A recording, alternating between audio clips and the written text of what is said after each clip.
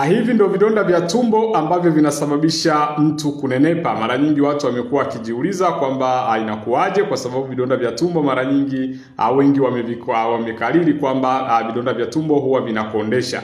Lakini kuna watu ambao wanakuwa wananenepa baada ya kuwa na vidonda vya tumbo, na hii inatokana na nini? Hii inatokana na aina ya vidonda vya tumbo ambayo mtu ako nayo. Ndio maana wengine wamekuwa kikonda, wengine wamekuwa wakinenepa. Sasa kama umenenepa ili hali una vidonda vya tumbo, au mtu amenenepa na ana vidonda vya tumbo, jua changamoto yake ipo kwenye utumbo mdogo. Utumbo mdogo huo ndo unafanya mtu aweze kunenepa. Ni kwa nini? Kwa sababu vidonda vya tumbo kwenye utumbo mdogo vinamfanya mtu aweze kuwa na hamu ya kula sana. Ndio maana mara nyingi utakuta ananenepa. Na hivyo vidonda vya tumbo kitaalamu tunaita duodenal ulcers, lakini kwa Kiswahili ndio ile vidonda vya tumbo vinavyopatikana kwenye utumbo mdogo. Ndio maana kama unaona una vidonda vya tumbo unanenepa, jua vidonda vyako viko kwenye utumbo mdogo. Na ni muhimu sana kuzingatia unapokuwa kwenye